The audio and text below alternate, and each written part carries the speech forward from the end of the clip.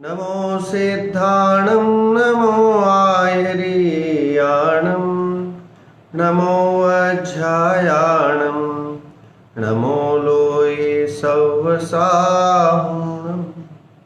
मङ्गलं भगवान् वीरो मङ्गलं गौतमो गणी मङ्गलं कुन्दकुन्दाद्यो जैनधर्मोऽस्तु मङ्गलम् सर्वमङ्गलमाङ्गल्यं सर्वकल्याणकारकं प्रधानं सर्वधर्माणां जैनं जयतु शासनं जैनं जयतु शासनं जैनं जयतु शासनं मोक्षमार्गस्य नेतारं भेतारं कर्मभूभृताम् ज्ञातारं विश्वतत्त्वानां वन्दे तद्गुणलब्धये वन्दे तद्गुणलब्धये वन्दे तद्गुणलब्धये।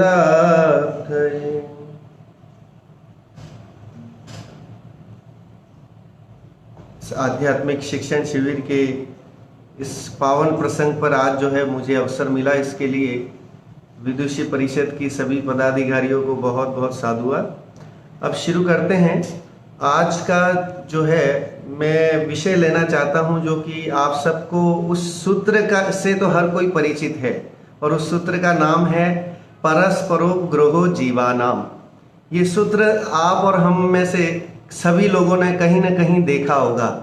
ज़्यादातर तो आपने जहाँ पर जो है वो एक पुरुषाकार चित्र जो है अपना जैन धर्म का सिंबल के रूप में जो है उसको प्रयोग किया जाता है, वहाँ पर लिखा हुआ आपने देखा होगा। लेकिन कई लोग उसको जानते हैं और कई नहीं जानते कि ये सूत्र आखिर है किस ग्रंथराज जी का। यह सूत्र है तत्वार सूत्र के 5वें अध्याय का 21वें नंबर का सूत्र है, परस्परोपग्रहो जीवानाम। अब इसकी व्याख्याएं जो हैं वो थोड़ी उसे हम विवादास्पद तो नहीं कहें, लेकिन अच्छी व्याख्याएं इस सूत्र की हैं। इस एक सूत्र के माध्यम से ही आज हम स्वाध्याय करेंगे और समझेंगे कि आखिर परस्परोपग्रहो जीवानाम इसका क्या तात्पर्य हो सकते हैं, क्या मीनिंग हो सकते हैं, और जैन धर्म की सिद्धांतों के अनुसार इस परस्परोपग्रहो जीवानाम का क्या मीनिंग, क्या अर्थ निकलता है। सूत्र में अगर हम देखें तो परस्पर उपग्रह जीवानाम संस्कृत का सूत्र है। उमा स्वामी भगवान के द्वारा लिखा हुआ यह तत्वार सूत्र ग्रंथ राज बहुत ही प्रचलित है। चाहे दिगंबर हो चाहे श्वेतांबर हो, हर एक जैन जो है तत्वार सूत्र ग्रंथ जी से तो परिचित है, भली भांति परिचित है। इस सूत्र के माध्यम से जो है जीवों का परस्पर में उपकार ये बताने के लिए लिखा गया है, लेकिन लोगों को इसका तात्पर्य एक्चुअल में इस सूत्र का क्या मतलब है ये लोगों को नहीं जानकारी है। इसके लिए ही आज हम कि इस सूत्र की वास्तविकता को हम जाने कि आखिर उमा स्वामी भगवान ने ये सूत्र यहाँ पर किस लिए लिखा और उनका प्रयोजन क्या रहा होगा। जनरली हम उपकार शब्द सुनते ही जो है दूसरे का भला करना, ये हमारे जहन में जो है वो आता है कि उपकार मतलब भला करना। हम बोलते हैं ना परोपकार, परोपकार मतलब दूसरे का उपकार, भलाई करना, उसका नाम उपकार है। तो एक विवक्षा से तो ये भी सही है। हम यहाँ पर उनकी सकारात्मक और नकारात्मक दोनों विवक्षाओं से आज चर्चा करेंगे, और जैन धर्म की जो अद्भुत सिद्धांत हैं, है ना, पंच महाव्रत हैं, उनके माध्यम से और बाकी के जो भी सिद्धांत हैं जैन धर्म के, उसके आधार से इसको हम जो है सिद्ध करेंगे, इसको समझेंगे। और हमारा लक्ष्य क्या है, जो कि अंतिम एकमात्र जो है शुद्धात्मा की प्राप्ति करना है। अभी पूज्य गुरुदेव श्री के प्रवचन में आ रहा था कि जिसको जो है जिस वस्तु की प्राप्ति करनी है वो उसी की शरण में तो जाएगा ना, तभी तो मिलेगा, नहीं तो मिलेगा कैसे। अगर हमें पैसा चाहिए तो धनपति के पास जाएंगे तो रुपया पैसा मिलेगा, गरीब निर्धन के पास जाओगे तो वहां तो कुछ मिलने वाला नहीं है। ऐसे ही आत्मा अनंत गुणों की खान है, सुख की खान कही जाती है, आनंद का कंद है। तो ऐसे आनंद स्वरूपी उस अंतरात्मा के पास निकट जाने से वो सुख, उस सुख की प्राप्ति संभव है।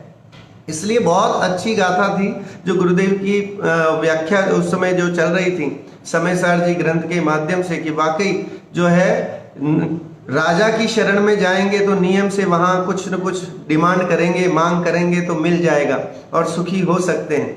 ऐसे ही आत्म राजा की शरण में जाने से आत्म सुख की प्राप्ति होगी। और कहीं जगत में दूसरी शरण में जाएं तो वहां तो जो है वो भोगों की ही प्राप्ति होगी, और भोग जो है वो नश्वर है, नाश स्वरूप है और क्षण भंगुर है, और वो हमें परमानेंट सुख नहीं दिलवा सकते। इस कारण से भोगों की शरण में जाने से कभी भी सुख की प्राप्ति नहीं हो सकती।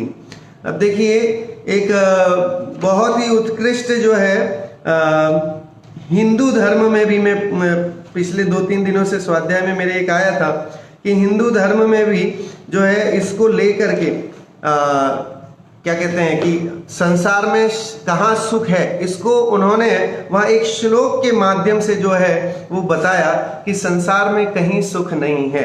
और उसका एक श्लोक है, वो आपके सामने प्रस्तुत करता हूँ। भोगे रोग भयम कुले च युति भयम वित्तेन्द्र पालाद भयम माने दैन्य भयम बले रिपु भयम रूपे जरायाम भयम शास्त्रे वादि भयम गुणे खल भयम काये कृतान्ताद् भयम सर्वम वसतु भवान्वितं भुवि नृणाम वैराग्यमेवाभ्ययम्। ये एक वैराग्य शतक करके जो है हिंदू धर्म के किसी उसमें मैं पढ़ रहा था स्तुति में, तो उसमें से मैंने ये श्लोक निकाला और उसमें इस श्लोक में भी यही बताया है, कहा कि विषयों के भोग का भय हमें हमेशा बना रहता है। इस संसार में विषय जो है कहीं हमसे छीन नहीं लिए जाए, कहीं चला नहीं जाए, जो पुण्य का उदय है वो पाप में नहीं परिवर्तित हो जाए, तो हमेशा हम भयाकुल आकुल व्याकुल रहते हैं कि जो है जो विषय भोग है वो हमसे छूट नहीं जाए, हमें जितनी विषय भोग मिले हैं वो कायम रहे, ऐसा हमेशा अंतर में बना रहता है। जितना रुपया पैसा कमाया वो बना रहे, कोई चोर चुरा नहीं ले जाए, ऐसी अंतर में भावनाएं जो है वो बनी रहती हैं। उच्च कुल में आचार से भ्रष्ट होने का भय बना रहता है। अगर कुल उच्च है तो वहां कोई आचार खराब नहीं, जो विचार जो है व्यवहार खराब नहीं हो जाए, ये डर हमेशा बना रहता है। धन संचय में शासक द्वारा छीन लिए जाने का डर रहता है कि बहुत पैसा इकट्ठा कर लिया है, रुपया पैसा है, तो कोई छीन नहीं ले, कोई चोर चुरा नहीं ले, कोई इनकम टैक्स वाला छापा नहीं मार दे। इस तरह का डर हमेशा बना रहता है जब ज्यादा पैसा रुपया पैसा भी होता है। पहले सोचिए, ये जब श्लोक लिखा गया होगा आज से 300-400 साल पहले, 500 साल पहले, तो उस समय राजा महाराजा लोग जो है अपने नगर में किसी को भी उससे बड़ा, महाराज से बड़ा किसी का महल नहीं बनाने देते थे। महाराज से ज्यादा ऐश्वर्य ऐशो आराम किसी को करने नहीं देते थे। तो डर बना रहता था, अगर कोई श्रेष्ठी है और उसके पास महाराज से भी ज्यादा पैसा होता था तो वो जो है छुपा के रखता था कि कहीं महाराज छीन नहीं ले। जैसे ही राजा को पता पड़ गया कि इस धनिक के पास बहुत पैसा है तो महाराज और राजा महाराजा छीन लेते थे। तो हमेशा डर बना रहता था, अभी भी डर बना रहता है रुपया पैसे को लेकर के और सामग्री को लेके। अत्यधिक मान सम्मान में अपमानित होने का डर बना रहता है कि बहुत मान सम्मान मिल जाए तो कहीं ऐसा नहीं हो जाए कि कोई हमारी इंसल्ट करे, अपमानित कर दे, कि सोशल मीडिया में हमारे बारे में कुछ लिख ले। कितनी तरह के जो है वो अंतर में द्वंद्व बने रहते हैं। अब देखिए, बड़ी बड़ी फिल्मी स्टार और जितने बड़े पर्सनैलिटीज होती हैं उनके साथ हमेशा ये डर बना रहता है कि हमारा जो है कोई बदनामी नहीं कर दे, और लोग इसका जो है वो उनके साथ शोषण भी करते हैं, उनको ब्लैकमेल भी करते हैं कि साहब अगर आपने इतने पैसे नहीं दिए तो मैं आपका नाम पूरी मीडिया में, सोशल मीडिया में इस तरह से खराब कर दूंगा।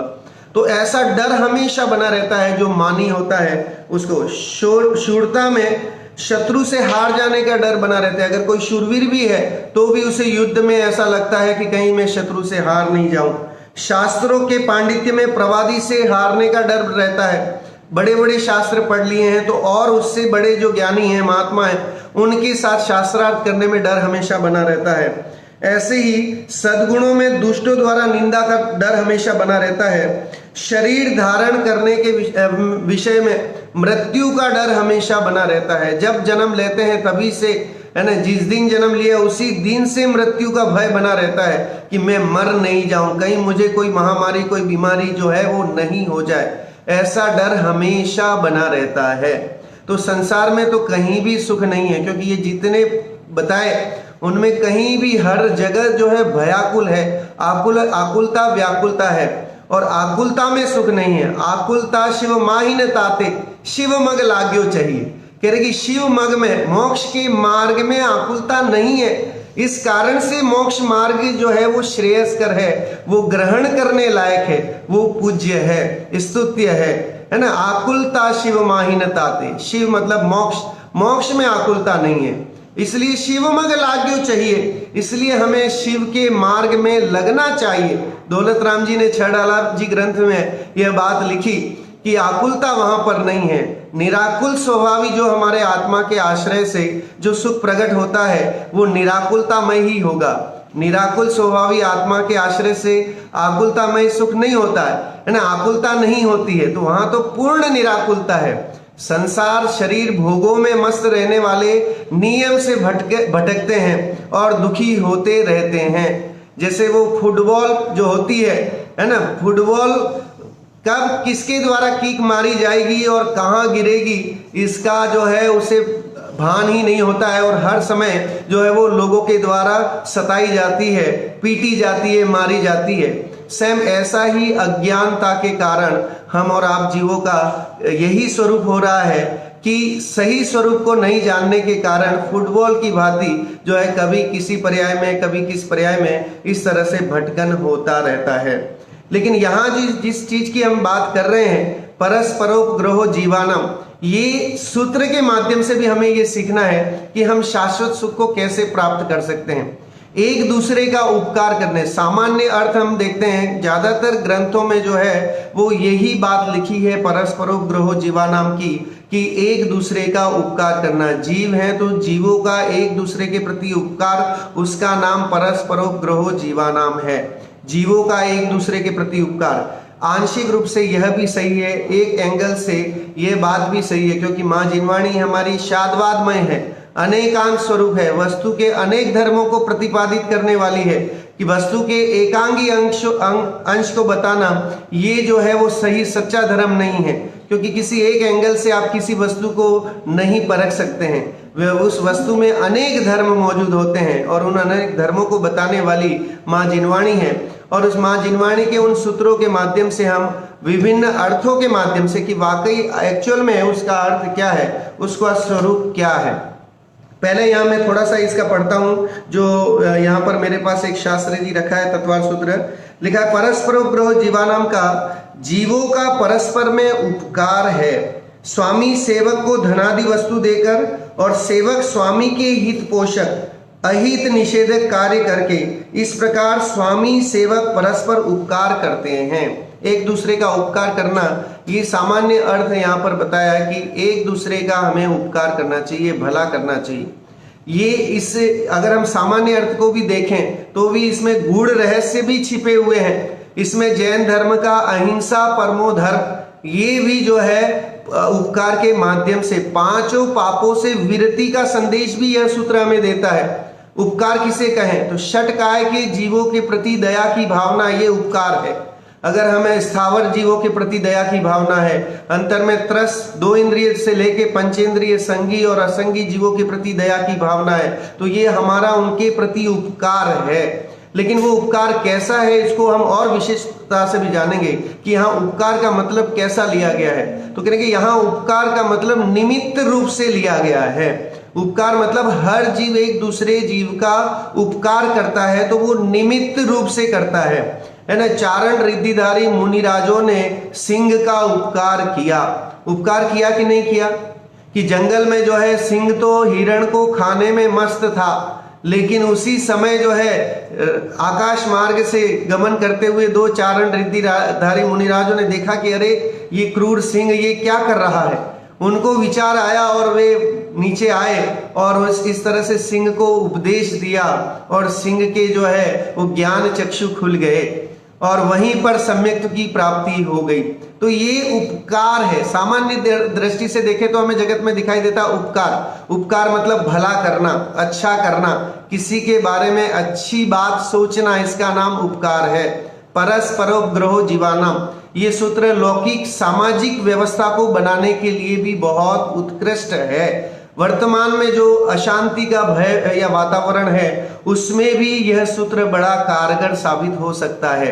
अब सोचिए, हर जगह जो है मनुष्य अपने स्वार्थ के कारण से, मनुष्य की स्वार्थ प्रवृत्ति के कारण से ही प्रकृति भी कुपित हो जाती है और हो रही है। चाहे वो महामारी हो, चाहे भूकंप हो, चाहे बाढ़ आना हो या सुनामी हो, ये सारी जो प्राकृतिक आपदाएं हैं ये पाप के उदय हैं। ये पाप के उदय इसीलिए होते हैं क्योंकि मनुष्य जो है वो सामूहिक रूप से इतने पाप कर रहा है ना, इतने पाप रूप परिणाम रखता है जिसके कारण उदय तो आएंगे ना। ते कर्म पूरब किए खोटे, सहे क्यों नहीं जियरा। करेगी अब हम कर्म पूर्व में ऐसे करें और उसका फल हम अच्छा चाहें तो ये कैसे संभव है। जैसा कर्म है ना, जिस तरह के हम कर्म करते हैं फल तो वैसे ही मिलेंगे। कदाचित सभी जीवों ने ऐसे कुछ पाप रूप परिणाम किए होंगे, एक साथ किसी जीवों की हिंसा की होगी, विराधना की होगी, जिसके फल में जो है ऐसा माहौल बना हुआ है ना। रविंद्र जी पंडित जी साहब की भाषा में अगर कहें तो माहौल खराब नहीं हुआ है, माहौल जो है वो बदल गया है। और इस बदले हुए माहौल में भी जो है हमें, ये आप सोचिए, इस जूम के माध्यम से और नई टेक्नोलॉजी के माध्यम से जो है वो तत्व चर्चाएं और प्रवचन आदि स्वाध्याय के माध्यम से जो रुचि देखने में मिली है लोगों की, वो वाकई जो है वो कल्पनीय है। हम इसे सकारात्मक वे में लें, इसे कभी भी हम नेगेटिव वे में ना सोचें कि कैसा क्या हो गया। हम ये सोचें माहौल बदल गया, ये अब हमारे लिए सही अवसर आया है कि हम अपने आत्म स्वरूप की पहचान करें, हम अपने स्वरूप को जानने, इसका ये बहुत उत्कृष्ट अवसर आया है। मैं यहाँ दुबई में पिछले 5 साल से रह रहा हूँ और स्वाध्याय के माध्यम से स्वाध्याय वगैरह बहुत चलता है। हर एवरी फ्राइडे सैटरडे यहाँ पर छुट्टियाँ रहती हैं तो स्वाध्याय वगैरह होता है। लेकिन मैंने जो देखा अभी पिछले 2-3 महीने में, जो मैंने रियलाइज किया कि जितना मैं पिछले 4 साल में जितनी यहाँ तत्व प्रचार नहीं कर पाया, उतना तत्व प्रचार मेरे अभी ये 3 महीने में जो है वो बहुत हुआ। उसका कारण मैं तो उसे मतलब बाहर बदले हुए माहौल को साधुवाद देना चाहूंगा कि लोग जो है कम से कम समय निकाल पाए धर्म सुनने के लिए, जिनवाणी सुनने के लिए। आप सोचिए, वे लोग निराले होते हैं जिन्हें माँ जिनवाणी मिलती है और वे लोग किस्मत वाले होते हैं जिन्हें जिनवाणी सुहाती है। तो आप सोचिए कि हम और आप लोग किस्मत वाले हैं कि हमें माँ जिनवाणी की बातें श्रवण करने के लिए मिल रही हैं, सुनने के लिए मिल रही हैं। कहीं बाहर जाने की भी जरूरत नहीं है ना। निज घर में रह करके अपने निज घर में आने की बात जो है आपको ये इस आज सोशल मीडिया के माध्यम से मिल रही है। तो ये हमारा अहोभाग्य जागा है, महापुण्य का उदय जागा है कि जिसके कारण हम बाहर की सब दुष्प्रवृत्तियों से बच करके अपने स्वरूप में आने का प्रयास कर रहे हैं। बहुत ही उत्कृष्ट समय है, समय का सदुपयोग हमें करना चाहिए। और पिछले 2-3 महीनों से यहाँ पर जो है वो प्रतिदिन जो है स्वाध्याय चलता है और उसके माध्यम से न सिर्फ दुबई के बल्कि बहरीन और आसपास के जितने भी कंट्रीज है वहाँ के लोग भी जो है स्वाध्याय से जुड़ते हैं, चाहे वो श्वेतांबर हो, दिगंबर हो, और इंडिया से भी जुड़ते हैं। और साथ में बच्चों का हम जो है वो भक्तामर का पाठ रखते हैं एवरी इवनिंग में। तो बच्चे जो है वो भक्तामर का पाठ कर रहे हैं। तो कम से कम 40 बच्चों को इस लॉकडाउन के दौरान भक्तामर जी ग्रंथ पूरा कंठस्थ याद हो गया। तो अब आप सोचिए, इसे हम जो है वो अच्छा काल कहें, हमारे लिए तो ये बढ़िया मौसम रहा कि जिसमें हमने इस तरह का काम किया। और जिसे नकारात्मक सोचना है, जिसे विषय भोगों में ही मस्त रहना है, वे लोग अभी भी दुखी हैं। उन्हें अभी भी दुखी लग रहा है कि अरे क्या हो गया, किस तरह का माहौल बन गया। लेकिन जिन वाणी जो है हमें समता रूप भाव सिखाती है, समता का गुण अगर जो है वो माँ जिनवाणी के श्रवण से ही आता है। जो समता रूप समझिए गुणों को विकसित करते हैं, वे हर तरह की अनुकूलता और प्रतिकूलता में जो है वो साम्य भाव धारण करते हैं और उसमें भी अपना हित देखते हैं, है ना। स्वार्थ हमें अपना देखना है कि हमारा हित किसमें है, कि जगत के इन बाह्य जितने हैं, या तो टीवी खोल के बैठ जाइए और दिन भर जो है वो कोरोना के और दुनिया भर की खबरें सुनते रहिए कि पूरे विश्व में क्या हो रहा है और वहाँ क्या हो रहा है। और एक और ऑप्शन है कि बैठ करके वही उसी समय जो है अपना चैनल बदल लीजिए, बटन दबाने की देर है और आपको वहां पर जो है वो प्रवचन सुनने मिल जाएंगे, चाहे वो गुरुदेव श्री के हों, विद्वानों के हों या शिविरों के माध्यम से हों। और कितने चैनल्स हैं जिसमें जो है वो जैन धर्म की बातें सिखाई जाती हैं। तो ये चॉइस इज योर्स, कि चॉइस हमारी क्या है ये हमें अपने पास हमारा है ना, ये बटन तो हमारे हाथ में है ना कि हमें कहाँ डाइवर्ट करना है। ऐसे ही भावों का बटन भी हमारे हाथ में है, कहाँ भावों को ले जाना है ये हमारे हाथ में है ना। समझ लीजिए, इसीलिए मुक्ति प्राप्त करने का साधन भी निज हाथ, अपने हाथ है। निज हाथ लीजिए साथ दीजिए, बोलते ना कि इन कैश हाथ में लेकर के अभी के अभी, तुरंत की तुरंत, ये नहीं कि बाद में चेक होगा फिर भुनेगा फिर वो कैश होगा अकाउंट में। ये तो इन कैश है, अभी पढ़ो और तुरंत सुखी हो, है ना। जिनवाणी पढ़े और सुखी नहीं हो तो कैसे, ऐसा कैसे संभव है। कह रहे कि जो बात सुने और वो उसमें आनंद नहीं आए तो ये बात संभव नहीं है। सो बहुत ही उत्कृष्ट समय है जिसका हमें हम और आप लोग सदुपयोग कर रहे हैं, बहुत ही अच्छी बात है। बात वही चल रही थी कि परस्पर उपग्रह जीवानम, क्योंकि इसमें भी अभी हम एक दूसरे का उपकार कैसे कर सकते हैं, ऐसे माहौल में भी जो है ये सूत्र हमारे जीवन में कैसे काम आ सकता है। जो ज्ञानी है वो ज्ञान बांट करके जो है वो दूसरे जीवों का उपकार करें, जिनके अज्ञानता है उनकी अज्ञानता को दूर करें, तो ये अपने आप में जीवों का परस्पर उपग्रह है। जहां आपको लगता है कि कोई निर्धन है, आपके परिवार भी लोग ही जो है वो निर्धन है, जिनके साथ कोई नौकरी चली गई, किसी का जो है वो प्रॉफिट नहीं हुआ या जो भी समस्या है, ऐसा कोई व्यक्ति दिखे तो उसके प्रति जो है दया की भावना रख के निज शक्ति अनुसार जो है कुछ न कुछ उसे देना, उसकी योग्य जो है उसको देना, ये जो है वो हमारे अंतर में होना चाहिए। इसका नाम भी परस्परोपग्रह जीवाना है ना। ये भी एक तरह से ये सूत्र हमें सिखाता है। हम जैनी हैं तो हमारा जैन होने का लक्षण कैसे सिद्ध होगा, तो कह रहे हैं कि वात्सल्यता से, कि अंतर में वात्सल्य भाव होना चाहिए, कि जिन धर्म के अनुयायी जितने हैं, है ना, दान 4 प्रकार 4 संघ को दीजिए। और कह रहे कि 4 तरह के जो संघ हैं, श्रावक श्राविकाएं, मुनि और आर्यिकाएं, जो जिन धर्म में आगे बढ़ रहे हैं, ऐसे कोई जीव जो हैं वे दुखी दिखाई देते हैं तो उनकी सेवा करना, उनकी शुश्रूषा करना जो है ये हमारा उपकार है उनके ऊपर। तो ये ऐसा उपकार की भावना भी इस ऐसे समय में, बदले हुए मौसम में हमें उपकार की भावना अंतर में रखनी चाहिए, क्योंकि हम जैन हैं। आप सोचिए, हम प्रभावना किसे कहते हैं? लोग कहते हैं प्रभावना मतलब रुपया पैसा दान दे देना, 2 लाख 4 लाख 5 लाख रुपए दान देना, ये कोई प्रभावना है क्या? इसे कोई प्रभावना नहीं कहता है। प्रभावना वह है कि आप स्वयं जैन बन करके दिखाएं, आप स्वयं जो है वो धार्मिक बन करके दिखाएं, तब वो प्रभावना होती है।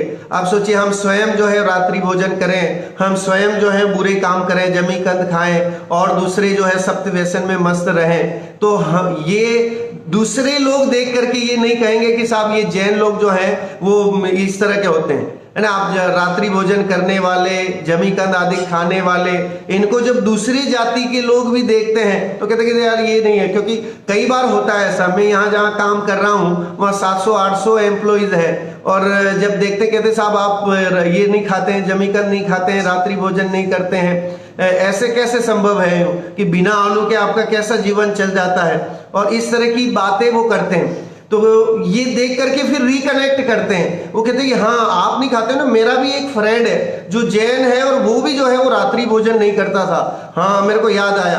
तो इस तरह से अगर जब हमारे व्यवहार को देख करके वे लोग दूसरे जैनों से भी रिकनेक्ट करते हैं, और अगर कहे कि कदाचित कई बार दुखी भी होना पड़ता है, कहते कि अरे आप नहीं खाते हो लेकिन हमारा एक दूसरा फ्रेंड था वो जैन था, वो तो रात को भी खाता था, वो तो ऐसा भी करता था, वो तो शराब भी पीता था, वो तो ये करता था। तब वहां पर जो है वो दुख होता है कि जो है जब हम स्वयं धार्मिक नहीं है तो हमारी प्रभावना कहां से बनेगी। प्रभावना स्वयं से बनती है, अपने उपकार। सबसे पहले हमें अपना उपकार करना है, बाद में पर उपकार संभव है। अब देखिए, पर उपकार पहले करोगे और अपना उपकार नहीं करोगे तो भी जो है वो जिनवाणी ये सच्चा नहीं कहती है। सबसे पहली प्रायोरिटी इज योर्स, कि आपको पहले अपना उपकार करना है, अपना भला करना है, उसके बाद दूसरे का भला करना है। आप एयरपोर्ट उसमें जाते हैं, फ्लाइट में जाते हैं, तो फ्लाइट में वो एयर होस्टेस क्या बोलती है? वो कहती है कि भाई जो है अगर कोई इमरजेंसी आए तो वहां से आप जो है ऊपर से ऑक्सीजन का वो निकाल लेना, और वो निकाल के क्या करना, दूसरे को पहले लगाना कि अपने को पहले लगाना। तो वह वहां बोलती है सबसे पहले ऑक्सीजन अपने को लगाना, स्वयं सुरक्षित होना, उसके बाद जो है दूसरे को बचाने का प्रयास करना। तो ऐसे ही हमें इन सिद्धांतों के माध्यम से समझना है, पहले स्वयं आत्मा के रस में डूबना और फिर जब डूब जाओ तब जाकर के दूसरों को भी उपकार करना। आप हमारे देखिए जितने भी मुनिराज आचार्य हुए हैं उन्होंने हम पर उपकार किया कि नहीं, अहो उपकार जिनवरना, है ना। गुरुदेव के लिए भी बोलते हैं कि उनका अहो उपकार है कि उन्होंने जो है वो समय सार जी ग्रंथ का सार जो है हमें बता दिया। भगवान आप सोचिए वे नहीं होते तो समय सार की आध्यात्मिक बातें गोष्ठियां जो है हमारे समझ में कैसे आती। ये उनका ही महान उपकार है कि जिसके कारण आज हम जो है लोग इतनी तत्व चर्चा कर पा रहे हैं। आज जो ज्ञान का कुंभ, चाहे वो जूम के माध्यम से चाहे सोशल मीडिया के माध्यम से इतना है, हर जगह शिविर लग रहे हैं, हर जगह विद्वानों का समागम है, ये इसका पूरा श्रेय जो है वो पूज्य गुरुदेव श्री को जाता है। पूज्य गुरुदेव श्री की जन्म जयंती में हमने यहाँ मनाई थी, उस समय एक भजन लिखा था गुरुदेव श्री के उनके जन्म जयंती के उपलक्ष्य में, वो आपके सामने रखता हूँ। उनके उपकार की को याद करते हुए उनका हमारे ऊपर जो उपकार रहा है वो वाकई प्रशंसनीय है, अतुलनीय है कि वो उपकार हम भुला नहीं सकते। सुनिएगा, कुंद कुंद वाणी का अमृत रस घोला, सबको बताया तत्व अनमोला। कुंद कुंद वाणी का अमृत रस घोला, सबको बताया तत्व अनमोला। उमराला की पावन भू पर जन्मा एक सितारा, उमराला की पावन भू पर जन्मा एक सितारा। शंखनाद करने को वह घूमा जग सारा, दिया उपदेश ऐसा दिया उपदेश ऐसा, खुला मुक्ति द्वारा, खुला मुक्ति द्वारा। कुंद कुंद वाणी का अमृत रस घोला, सबको बताया तत्व अनमोला। स्टार ऑफ इंडिया बहुत फेमस है, सोनगढ़ में आप लोग गए होंगे, तो स्टार ऑफ इंडिया जो है वो सोनगढ़ के लिए बहुत बड़ी बात है वहां पर। सो उसको लेकर के भी लिखा है, स्टार ऑफ इंडिया है सबके मन को भाया, स्टार ऑफ इंडिया है सबके मन को भाया। छोड़ मिथ्यात्व सारा, पाया समय सारा, भव्य जीवों का जागा भव्य जीवों का जागा, सोया भाग्य सारा, सोया भाग्य सारा। कुंद कुंद वाणी का अमृत रस घोला, सबको बताया तत्व अनमोला। सिमंदर देशना को घर घर पहुंचाया, सिमंदर देशना को घर घर पहुंचाया। मैं स्वयं परमात्मा हूँ आपने बताया, करता न धरता कोई करता न धरता कोई, आपने सिखाया, आपने सिखाया।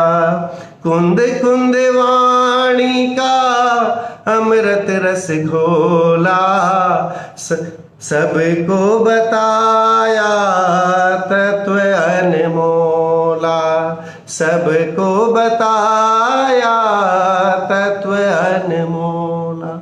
महान उपकार। सो आप सोचिए ये महान उपकार है कि उन्होंने हमें ये बताया कि हूँ है ना, हूँ भगवान छू ये नक्की कर, कि स्वयं भगवान हो ये नक्की करो, हर एक को भगवान देखो ये उपकार है। आप सोचिए हम किसको उपकार कहें कि हर जीव में भगवान दिखाई दे तो समझ लीजिए परस्परोग्रहो जीवानाम सूत्र सफल हो गया, कि जिसमें हमने हर जीव को भगवान देखा।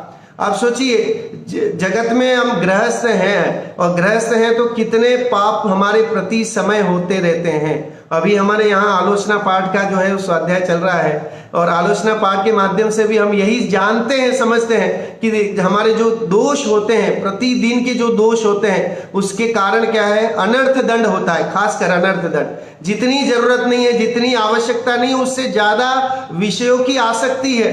भोगने की सामर्थ्य नहीं है लेकिन आसक्ति बहुत है, और उतना हम उसकी आसक्ति के कारण, उसकी लिप्सा के कारण, उसको इकट्ठा करने के कारण जो है अनंत पाप बांधते हैं, और इसीलिए उसका नाम पड़ता है, उस जो जिसके कारण से ये पापों का बंधन होता है, उसका नाम है, उस कषाय का नाम है अनंतानुबंधी कषाय। उसे बोलते हैं अनंत का अनुबंधन कराने वाली, अनंत भवों का कॉन्ट्रैक्ट दिलाती है हमें। अगर अनंत भव आगे बढ़ाने हैं ना तो उसके लिए अनंतानुबंधी कषाय है, अनंत भवों का कॉन्ट्रैक्ट दिलाने वाली, इसीलिए उसका नाम है अनंते अनुबंधनम अनंतानुबंधी। जो अनंत भवों का अनुबंधन करती है उसका नाम अनंतानुबंधी कषाय है। सर्वार्थ सिद्धि ग्रंथ में जो है अनंतानुबंधी कषाय के बारे में लिखा कि अनंत संसार कारणत्वम मिथ्या दर्शनम अनंतम, ये अनंत संसार का कारण है और अनंत मिथ्या दर्शन का कारण है। आप सोचिए मिथ्यात्व रहने के कारण ही तो ये चार कषाय विद्यमान है। जैसे ही मिथ्यात्व छूटता है तो कषायों की बेड़ियां जो है वो टूट जाती हैं, क्षीण हो जाती हैं। ऐसे ही धवला ग्रंथ में भी ये अनंतानुबंधी कषाय के बारे में लिखा, अनंतान भवानुबद्धम शीलम येषाम ते अनंतानुबंधिनः, कि जो अनंत भवों का बंधन कराए उसका नाम अनंतानुबंधी कषाय है। अब जो कि विषयों की चाह, जितने हम ये परिग्रह की भावना, अंतर में मूर्छा का भाव, ये अनंतानुबंधी कषाय का ही परिणाम है। जितने विषयों की चाह है ना, मैं समझ रहा था अब तक प्रभु, भोजन से जीवन चलता है, भोजन बिन नरकों में जीवन, भरपेट मनुज क्यों मरता है। सोचिए कि हम तो ये सोच रहे थे कि साहब ये खाना पीना, लॉकडाउन में खाना मिलेगा कि नहीं मिलेगा, सब्जियां मिलेंगी कि नहीं मिलेंगी, सब सुविधाएं मिलेंगी कि नहीं मिलेंगी, है ना। मैं तो अनादिकाल से यही सोचता आ रहा हूं कि भोजन से ही मेरा जीवन चल रहा है। लेकिन आज हे आदिनाथ प्रभु या हे तीर्थंकर प्रभु, आपके दर्शन करने से समझ में आया, मेरी मति मारी गई थी अनादिकाल से जो अनंतानुबंधी कषाय के वश होकर के, कि मैं जो है इन विषय भोगों में मस्त हो रहा था, जबकि ये विषय भोग तो मुझे और संसार को बढ़ाने के कारण है। इन विषय भोगों के प्रति चाह जो है वो मेरे संसार का कारण है, 4 गति 84 लाख में परिभ्रमण का कारण है, और इसको छोड़ना ये माँ जिनवाणी बताती है। कितना उपकार है भगवान महावीर स्वामी का, कितना उपकार है कि उनकी दिव्य ध्वनि से 2619 साल तक आज भी तत्व प्रभावना जो है वो कायम है। कितनी विक्षिप्तियां आने के बाद भी आज जो है वो जिन धर्म जो है इसी तरह चल रहा है, और मैं कह रहा हूँ द्विगुणित बढ़ ही रहा है। जैन धर्म की प्रभावना बढ़ ही रही है, लेकिन न धर्मो धार्मिको बिना, कह रहे कि धार्मिकों के बिना धर्म संभव नहीं है। इसलिए जीवन में पहले धार्मिक बनो, अगर हम धार्मिक बनेंगे तो ही हम अपने धर्म की रक्षा कर पाएंगे, है ना। धर्म की रक्षा कैसे होगी, क्योंकि पंचम काल तक कितने जीव बचेंगे, लोग ये इसी में जो है गुत्था गुत्थी करते रहते हैं। कितने आरिकाएं बचेंगी, कितने श्रावक, वो बचना होंगे, बचेंगे, लेकिन अभी हमें देखना है कि हमारा भव, ये जो मिला है मनुष्य भव, ये कितना बचा है, इसकी परख करनी है हमें, और इससे जो है इसका सदुपयोग कैसे हो जाए। येन केन प्रकारेण सम्यक्तु की प्राप्ति इस भव में हो जाए, नहीं तो भव भव पछताएगा। अतः न फिर काल अनंत अरे भव भव पछताएगा। कह रहे कि अगर सही स्वरूप नहीं जाना, परस्पर उपकार नहीं किया तो भव भव पछताना पड़ेगा। फिर अनंतानुबंधी रहेगी तो नियम से भव का कॉन्ट्रैक्ट बना हुआ है। आप सोचिए, करते रहिए कषाय रूप परिणाम और अपने भवों को बढ़ाते रहिए। कभी है ना, समझिए मंद परिणाम से स्वर्ग में चला गया, फुटबॉल की तरह ही कभी वहां से जो है वो आयु पूर्ण करके फिर तहते चैथावर्तन धरे, यूं परिवर्तन पूरे करे, फिर वहां से जो है वो नरक गति में चला गया, तिर्यंश बन गया, एकेंद्रिय बन गया। कभी माँ के गर्भ में आया तो वहीं एबॉर्शन हो गया, कभी जन्म लेते लेते मर गया, कभी खुद नहीं मरा तो माँ को मार डाला। ऐसे कितने भव जो है हमने अपने ये व्यर्थ गवाए हैं। अब काल अनंत, अरे अब सोचिए कि इतना काल हमारा जो है वो निकल गया है। और दौलत राम जी तो कहते हैं कि मुनि व्रत धार अनंत बार ग्रेवक उपजायो, पे निज आत्म ज्ञान बिना सुख लेश न पायो। कि अनंत बार बोलते हैं, वो अनंत बार भी मुनि व्रत की बात कही। गजब लगता है कि इतने बार, अनंत बार मतलब से है ना, इतनी बार मुनि धर्म भी अंगीकार कर लिया, लेकिन फिर भी उपकार नहीं किया, अपना स्वयं उपकार नहीं किया। अपना उपकार करना ये हमारा जीवन का उद्देश्य होना चाहिए, है ना। जो स्वयं का उपकार करते हैं वही धार्मिक है। जो अपना उपकार नहीं करते हैं और पर द्रव्यों में उपकार करने की भावना रखते हैं कि मैं पर में कुछ बिगाड़ सुधार कर सकता हूँ, है ना, हेर फेर कर सकता हूँ, ऐसी जो मिथ्या मान्यता रखते हैं वे धार्मिक नहीं है।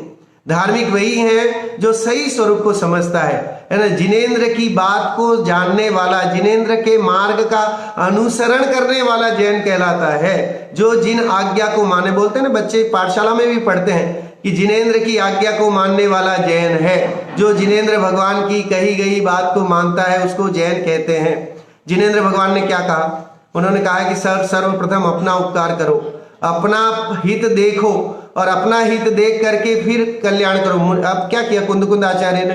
पहले आत्म कल्याण नहीं किया, पहले जो है वो शास्त्र लिखने बैठ गए या दूसरे प्रवचन करने बैठ गए।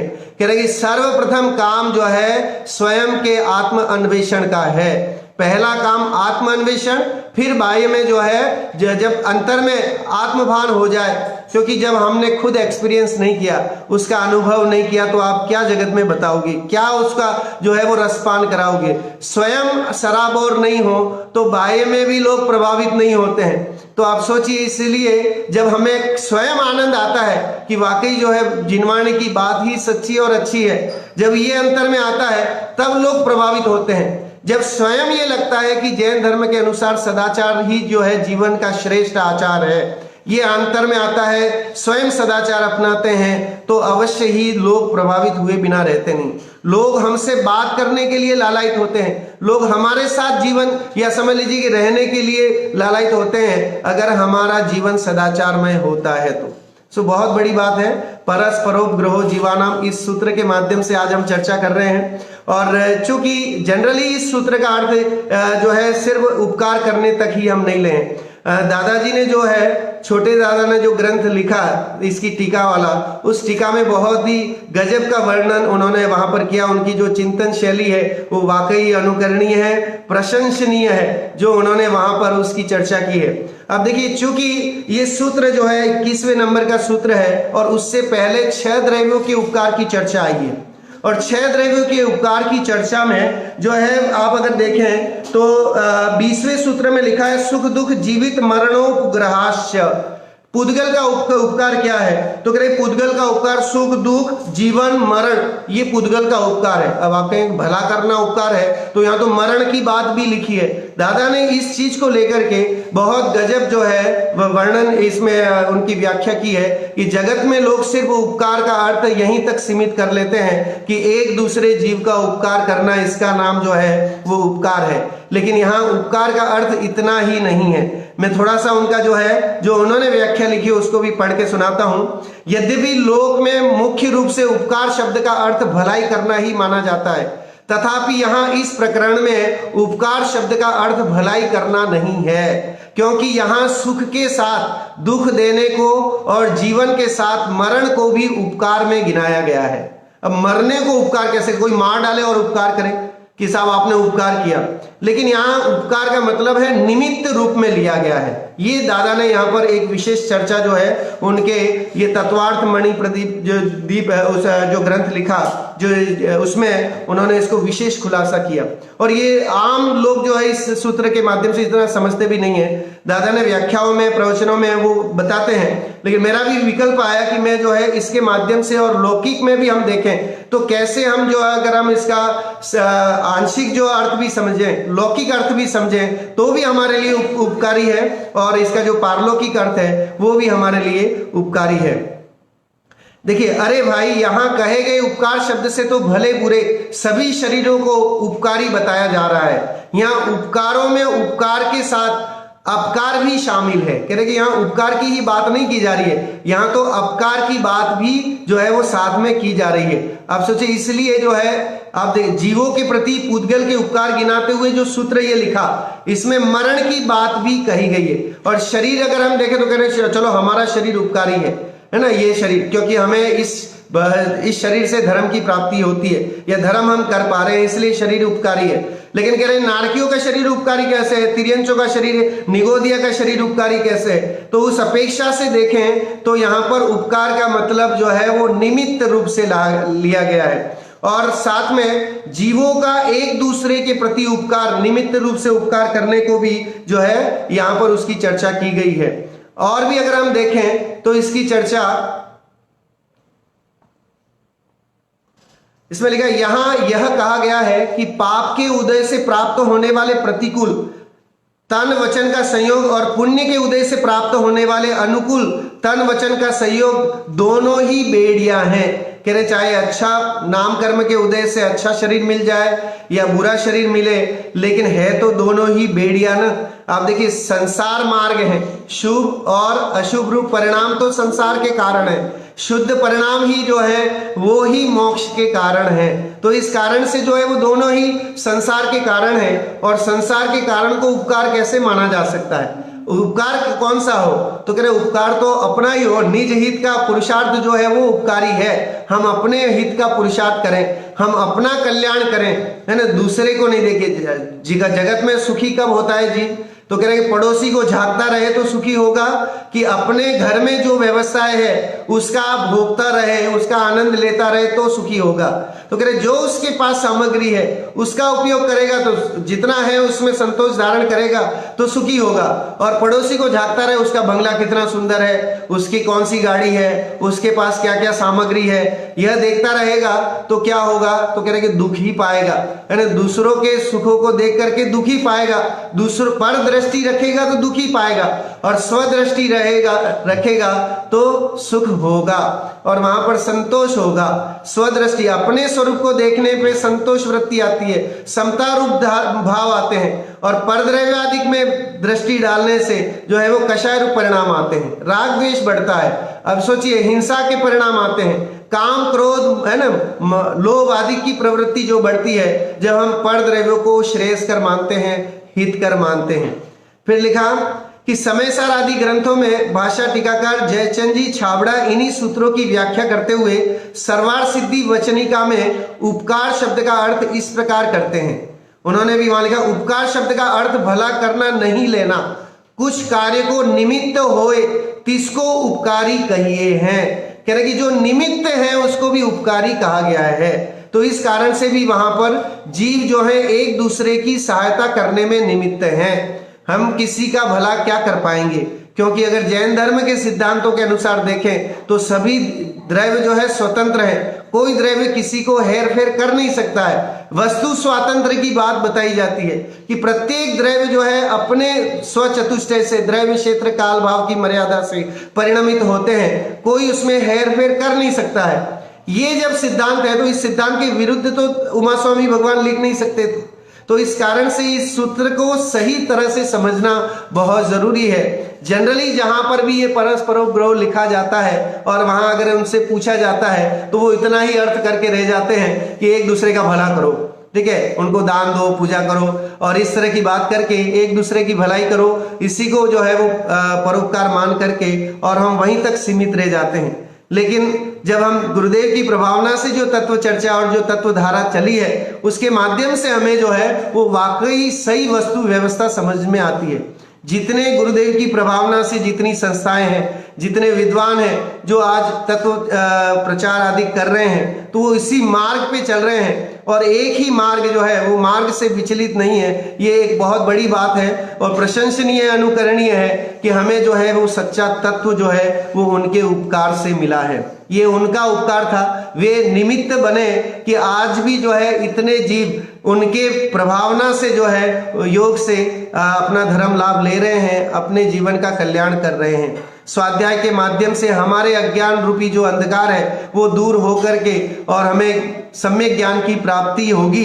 ये गुरुदेव की इस प्रभावना के माध्यम से, समय साराधिक ग्रंथाधिराज के स्वाध्याय के माध्यम से, तो बहुत उत्कृष्ट ये हमारा समय है जिसके कारण हमें ऐसी चर्चाएं सुनने को मिलती हैं सही तत्व स्वरूप। अदरवाइज आप टीवी चैनल भी कितने खोल लेंगे तो वहां पर भी आपको सब उसी तरह की बातें मिलेंगी कि साहब एक दूसरे का भला करो, बस इसके आगे व्याख्या आपको इसकी सुनने को नहीं मिलेगी। लेकिन ये अपनी एक ऐसी वो है धारा कि जिसमें आपको बारीकी से भी कि वाकई इसके डीपली अंदर जाकर के इसका जो है तह में जाकर के इसका आनंद, इसका स्वरूप क्या है, ये समझने में आता है। पंडित कैलाश चंद जी उपकार शब्द का अर्थ इस प्रकार करते हैं, यहाँ उपकार का मतलब केवल भलाई नहीं लेना चाहिए बल्कि किसी भी कार्य में सहायक होना भी उपकार है। ठीक है, आप किसी के निमित्त बनते हैं तो भी आप उपकार कर रहे हैं।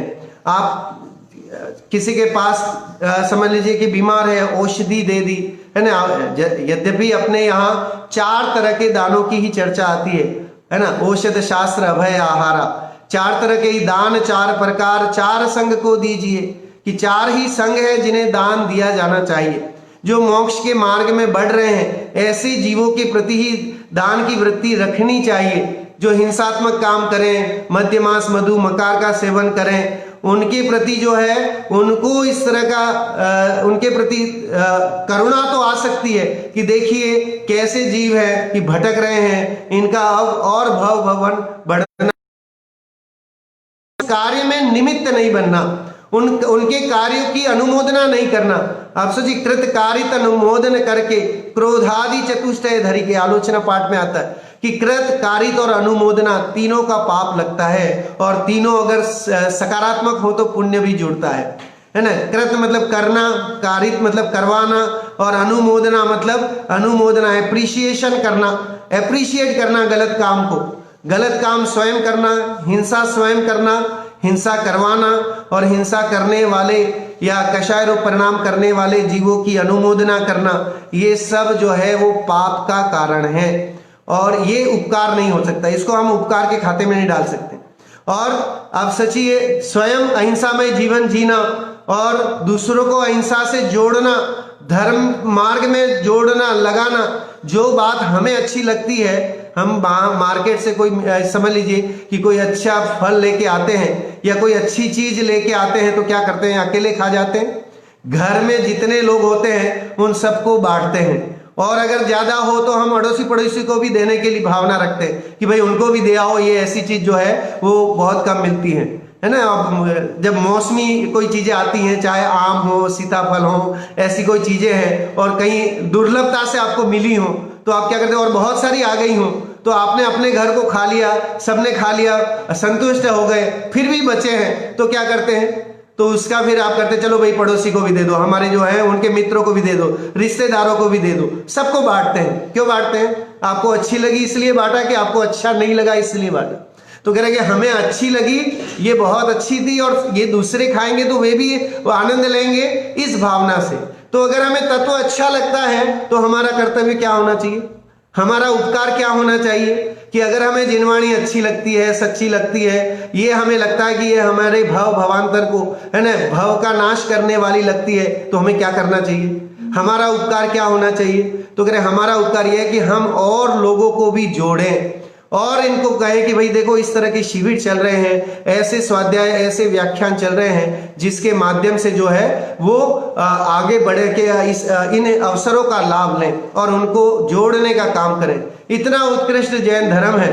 अब सोचिए, इस तरह से हम इसको समझे, बहुत सरल है जैन धर्म। आप देखिए, सम्यक तो पाने को बहुत सरल भी बताया है और बहुत कठिन भी बताया है, उसकी अपेक्षाएं अलग अलग है। देखें तो बहुत सरल है, करना हो तो अंतर्मुहूर्त में हो जाता है, और नहीं करने वाला भव भव भटकता रहता है। भव वन में जी भर घूम चुका, कण कण को जी भर भर देखा, मृग सम मृग तृष्णा के पीछे, मुझको न मिली सुख की रेखा।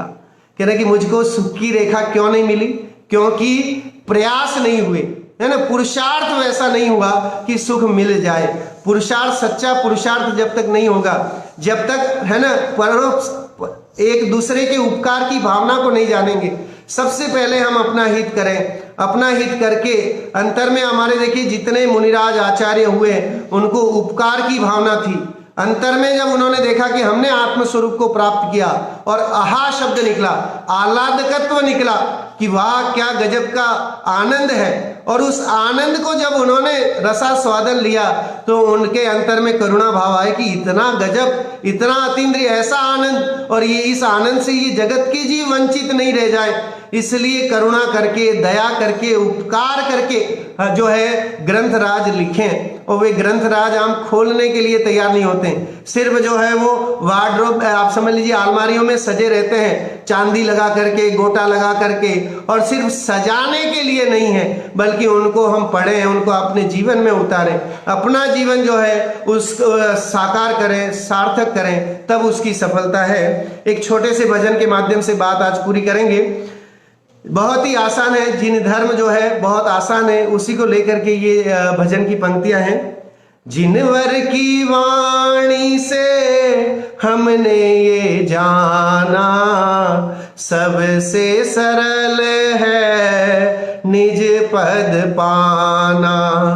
जिनवर की वाणी से हमने ये जाना, सबसे सरल है निज पद पाना। मोह नींद त्यागो चेतन निज को संभालो, मोह नींद त्यागो चेतन निज को संभालो। मिथ्या अंधेरी रहना दिल से हटा लो, आज ये समझ में आया हो, आज ये समझ में आया हो, जग है बेगाना, जग है बेगाना। जिनवर की वाणी से हमने ये जाना, सबसे सरल है निज पद पाना। जय जिनेंद्र।